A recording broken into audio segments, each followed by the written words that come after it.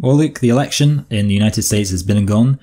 We did have our predictions on it, and I think, first of all, we should just go through those and take stock of our situation in that regard. Yeah, just a quick update, I guess.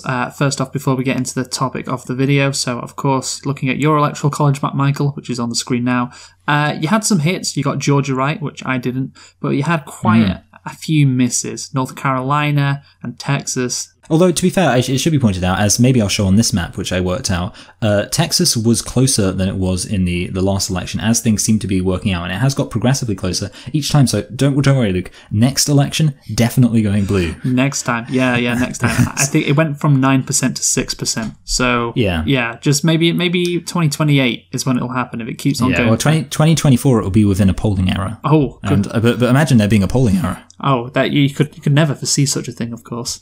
But anyway, for my predictions, you can see this is my map. I wasn't that optimistic about Georgia, but of course I should have been. But I did get Texas right, North Carolina. I also thought Pennsylvania would go red, and it looks like the Dems are going to hold on to that. So overall, you and me, we did decently, but I think we... Well, hold on, have we given me a shout out for my Florida Cubans prediction? Yes. That was the real highlight of the whole thing. That was, oh God, we were watching it on Tuesday night, and that was the first thing that came out. The Cubans really loved Trump. And I didn't think it would be that big a deal because, the Cubans have been there forever, but apparently they thought Joe Biden was Castro. Yeah. So shout out to you for predicting that. But overall, I think it's fair to say that Donald Trump did a lot better than people thought. Yeah, definitely. And even then, well, he did better than he should have, I guess you might say. If you look at places like Wisconsin, 20,000 votes Joe Biden won it by. The polling average in Wisconsin was 7% to Joe Biden. And there was a lot of other instances like this of just the polling being way off and Trump clawing back votes where nobody thought he would, even to an even higher degree than 2016. Biden's lead was just so big. Yeah, exactly. Yeah. Biden had some cushions for a real big polling error. Thank God for those cushions for Joe Biden. But yeah, so if you look at Wisconsin's 7% off, other cases around the country, we could look at Texas and Florida, for instance, as well. The question is then, why did Trump do so much better than we all thought? Yeah, and that's going to be the topic of this discussion right now. Yes, because as you have seen from the title, our theory is that Trump did better than he would have otherwise because of the coronavirus pandemic. Of course, this pandemic has killed almost 250,000 Americans. Many people have derided Trump's attempts at handling this pandemic. Sometimes he hasn't even bothered to want to handle it seems like. But yeah, we're going to make the claim that the coronavirus actually helped Trump. And we're going to start by looking at a bit of data. So on your screen right now, you can see some counties in North Carolina and the data from election night. Interesting takeaways from this data. You have Mecklenburg County, which is a suburban county. You can see Biden winning that by a big majority than Clinton, for instance. But if you look right to the bottom of the page, you see Robeson County, I think it's pronounced. Trump won Robeson County in 2016 by 4.3%. Now, in 2020, Trump wins Robeson County by 17.9%. So that's a 14.5 point swing towards Trump in this election. Now, why are we focusing on Robeson County, Michael? Because Robeson County is the second poorest in North Carolina, and crucially, the most diverse. 38% Lumbee, which is a Native American tribe, only 32% is white, 25% is black, and 5% is Latino. And of course, that county swung 14 points towards Trump. Why did Trump get so much minority support? And it's not just this county. Trump got the highest amount of minority support since Richard Nixon did all the way back in 1960. No president or Republican presidential nominee has ever done better with minorities than Donald Trump in 2020. It's because he was the least racist person in the room. Didn't you hear him in the debate? Yeah, that's got to be it. He's done more for black people than Abraham Lincoln. No, actually, that's unfair. He's done just as much, not more. That's the thing. One of the defining features of the Trump presidency, you would think, would be, well, racism. But if we take an example that is Zapata County in Texas, a lot of Latinos in that county, 52 to 47%, Joe Biden won it. The county's population is 95% Hispanic. Okay, he's won by 5 points in a Hispanic county. That seems good, right? But Hillary Clinton won that county in 2016, 65 to 32. So Clinton wins the county by 33%, a 95% Hispanic county by 33%. Joe Biden only wins it by 5%. Also, white working class voters, their turnout increased massively. Trump was able to turn them out in larger numbers, far more than he did in 2016. So this, it has to go beyond nationalism. The reason why, white working class voters, Latino voters, even black voters turned out to vote for Trump more than they all did.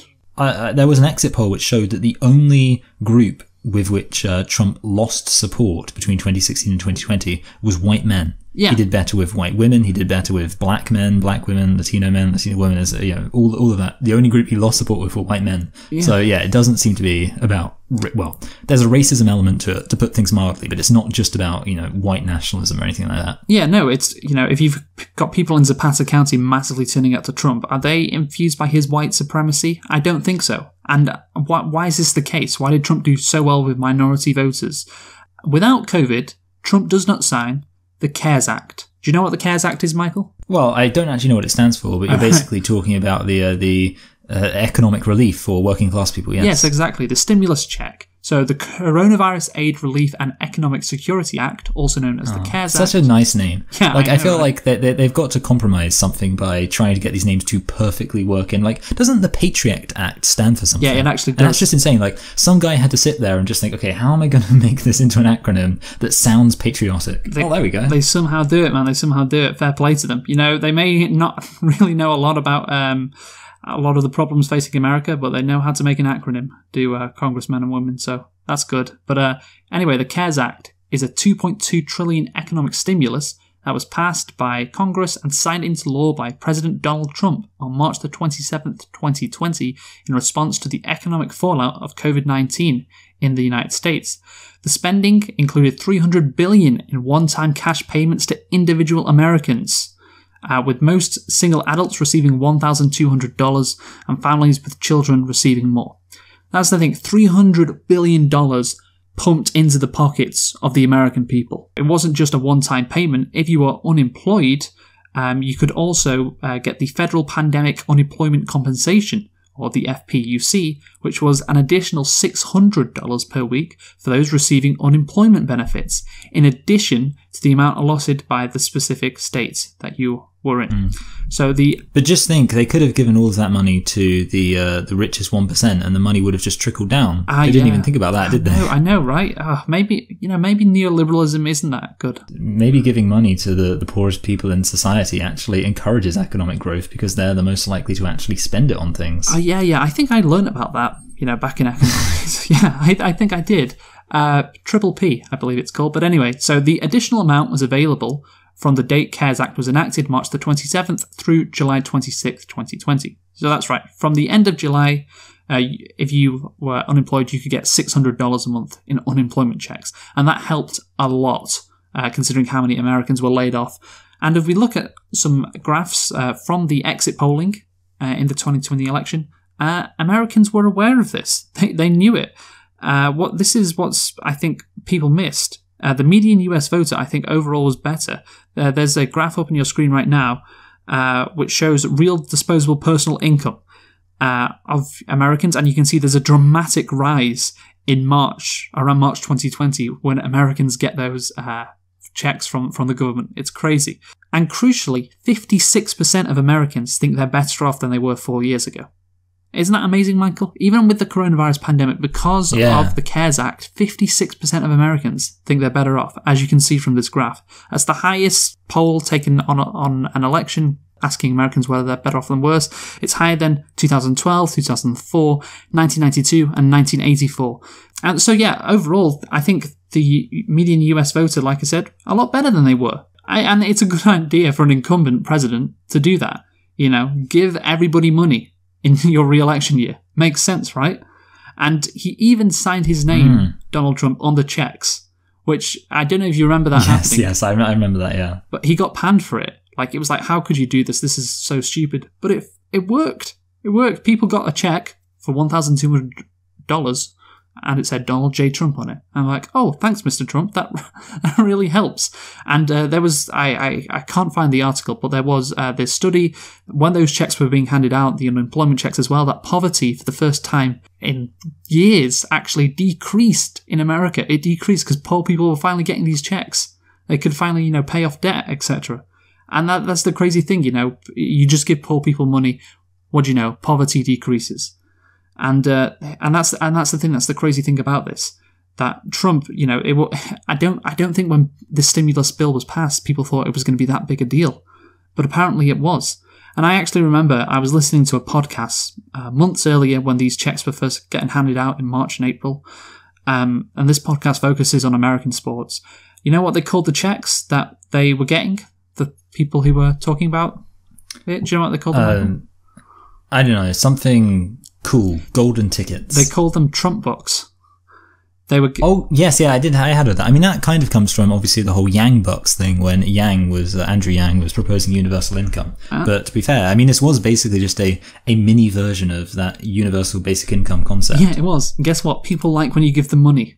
You know, people like when you give them money, and they're more concerned about that than, you know, the debt or the national debt. Unsurprisingly. And there was that, and also we can't forget that Trump was, you know, the ones who, compared to him and Biden, was more concerned about opening up the economy. Isn't that right, Michael? No, yeah, he absolutely was, and that's kind of the thing. There was a wide opinion, I think, that a lot of people were on Trump's side, and there was a lot of naivety around the fact that plenty of people do agree with Donald Trump, and there are plenty of people now who I think are frustrated with the lockdowns, and obviously in the UK we're entering into a lockdown again, and I think it can't be understated that there's many people who are happy. I mean, you just go out into the public and see how many people are intentionally violating all of the commands, and part of that is maybe because they're selfish, but another part of it is because they genuinely feel that for them some of what's being asked of them isn't worth the risk. And of course, that's before you even get into the macro scale, which is people seeing the economy collapse around them, people having friends go out of work because businesses are being shut down. You have lots of people thinking, well, hold a minute, what I'm having right now done to me, which I do not like, all of this stuff being shut down around me, is exactly what Biden is bragging that he's going to do. And I don't really want that. You know, I would rather have Trump in charge where there's not as much restriction placed on me, even if it means a couple of people die, which obviously, although it should be pointed out, and you know, I'm going to get a bit heavy here, society in general is perfectly happy with the idea of people dying in order for the economy to function well. Just depends on context. Like, nobody cares about these people in these Chinese sweatshops who are throwing themselves off buildings if it means we can get this technology for much cheaper than we otherwise would. So we're inconsistent in this regard anyway. So people being like, you know what, I want the economy to do well, and I don't care if a bunch of old people die. If anything, it's kind of just consistent with the way that our economy has historically functioned. We're like, you know what, I don't care if a couple of people die. Yeah. As long as we got the money in the pocket. All about the Benjamins. Yeah, all about the Benjamin. No, absolutely. And you have Trump saying, hey, we're going to open up the economy at, you know, the first opportunity. Well, that's good for people who aren't currently receiving their stimulus checks. And Trump was the person who gave them those checks in the first place. And then you look at his opponent, Joe Biden. And, you know, Trump was threatening that Joe Biden would lock people down in the debate, and that would have been a concern for some people. That's the thing about Joe Biden. He just didn't seem concerned about, you know, Americans' economic plight. He was very focused on, you know, public safety, which is, of course, a good thing.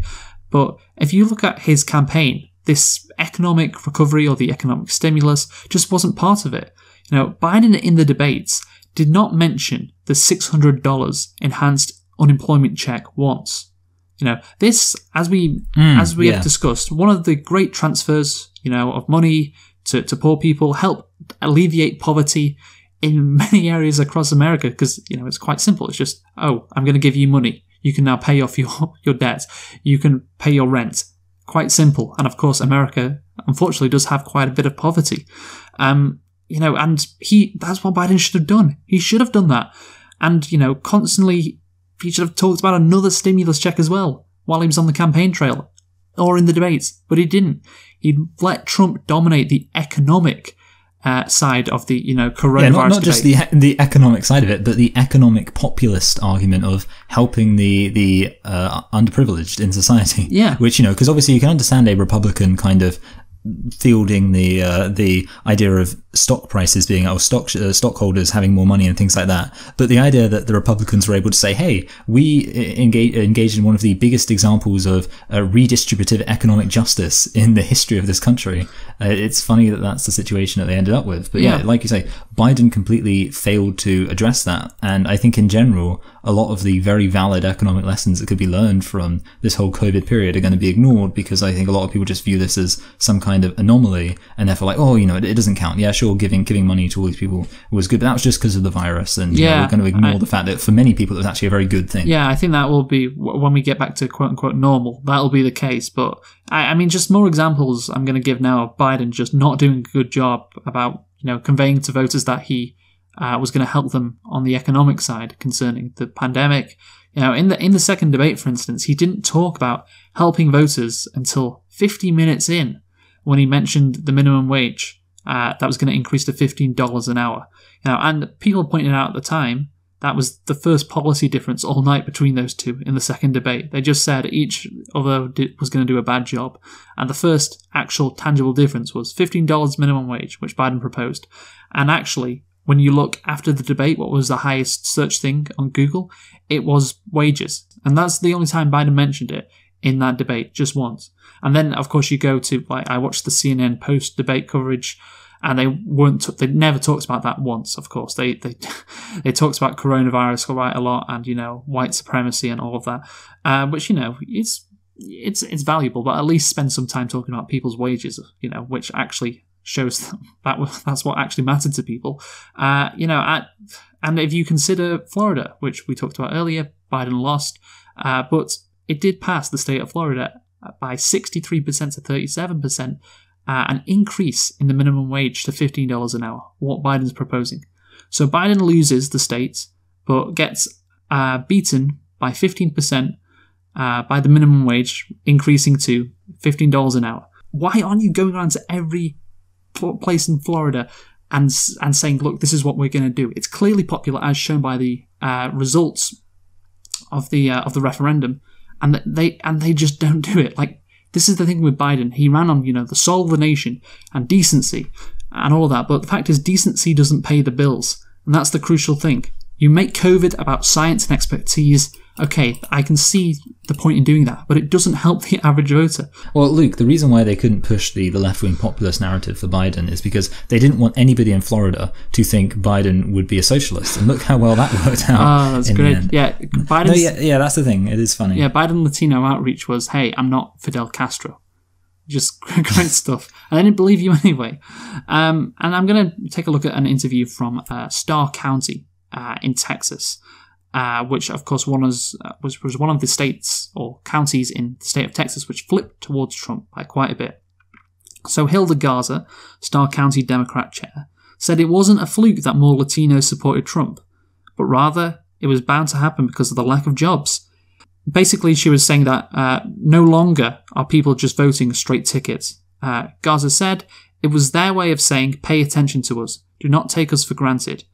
Garza said Starr County, being one of the poorest counties in the nation, deserves economic relief. She said this should be a wake-up call for whoever becomes president, as well as any other elected official. But it's seldom heeded. Listen to us. We do go out to vote. And we can switch our votes, Garza said. We have that choice. We have that option. And finally, you can see on screen, just how much Starr County shifted to Donald Trump. Look at that. The arrows, the size of the arrows represent how big a shift to Trump or Biden. Blue for Biden, red for Trump, obviously. And as you can see, that's just a massive, massive change.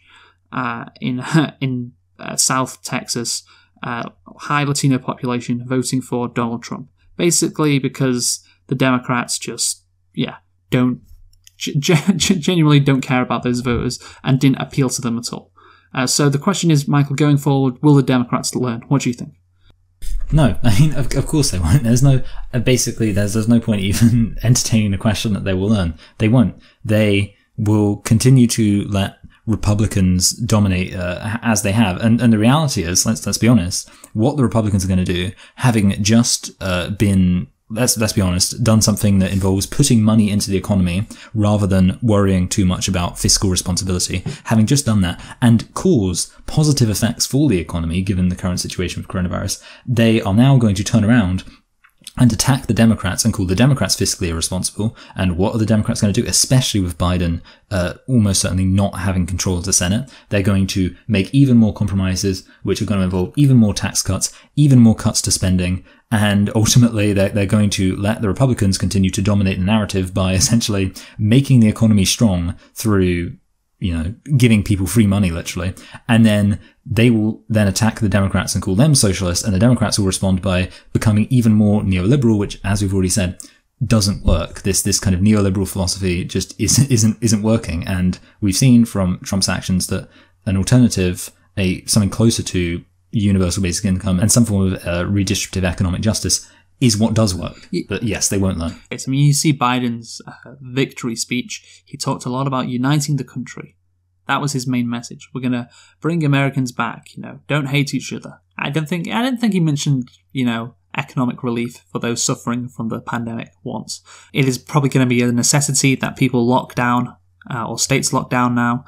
And that means, economic relief is going to be at the forefront of the discussion once more. And Biden is going to have to step up to the challenge. And not just do it short term, but long term as well. And, that's the depressing thing. It's why Trump got so close. Joe Biden is so lucky that Trump was such a reviled human, because I think any other president who gave Americans a whole bunch of money in an election year would have won this thing. And that's the thing, you can talk about, how badly Trump has handled it, but I think if we consider at the start, we talked about how bad the polls were, right? We said how bad the polls were, and of course, these checks, who are they helping? Mostly low-income voters, right? And low-income voters are often also low-information voters, who probably just saw the check and the signature on it that said Trump and was like, well, I guess I'll vote for Trump then. He's helped me. And of course, low-info voters or low-income voters or whatever are probably a lot harder to poll, I'm guessing, than, wealthy people who are probably at home more, who probably answer the phone, freely. That's the thing. I have to imagine, it's just a psychological thing. If you've got more money, you're keener to answer the phone from a number you don't recognize, right? I'd imagine that'd be the case. What do you think? Yeah. Again, I'm just thinking out loud there, but I do think that would be the case. And once again, Donald Trump nearly looked into a win because of circumstances. His opponent refusing to reach out, and offer good stuff to those low-income voters, nearly gave Trump that victory. And again, people were saying after the election that, I think I said it at first as well while I was watching on election night, if coronavirus didn't happen, then Trump would have easily beat Biden. But I'm looking at the amount of low-income voters that turned out to vote for Trump. Would they have done that if there had been no coronavirus pandemic? Because they did it in 2016, and I don't know why they would in 2020. Because, again, Trump, the economy was better, but it wasn't great for those low-income voters. So I have to imagine that the reason why Trump got as close as he did was because of those stimulus checks, and therefore was because of the coronavirus pandemic. So that would be my summary, Michael. Anything else to add on in the end? No, I pretty much agree with you. The only thing I would add is that it's not just about the stimulus checks, it's also, of course, about the American reaction from particularly people who would most likely have been Trump supporters already, and certainly conservatives and libertarians who would have also had issues with some of the restrictions that they might have. Well, they're voting Trump anyway, under aren't a they? Biden administration. Yeah, exactly. Yeah, that is kind of the thing. But I feel like it shouldn't be ignored that Trump was able to turn out an even larger number of people. So maybe there were some people out there who were kind of on the periphery of his base who were more enthused by the idea of Trump kind of saying, oh, don't worry about the coronavirus, we can open up the economy, all that sort of stuff. So yeah, but yes, definitely giving people a bunch of money is also a good reason. And it is shocking that Biden would have mentioned it. And I think that's kind of the other takeaway. It's not that Trump did it. I think in a way, saying that Trump won because he gave people this money you're missing a step there, which is he won because he gave people loads of money, and then the Democrats failed to incorporate crucial. that into any kind of narrative. Yes, that's where that's crucial. From. It's not just Trump; it's the failure of the Democrats. We shall talk about more in other videos that we do. But yeah, I just think about what Bill Clinton said in '92, the last time an incumbent lost a presidential election. He said, "Of course, it's the economy, stupid." And in an election where there's just been a pandemic, millions of people have lost their jobs. Unemployment is sky high. People don't know if they're going to be able to pay rent.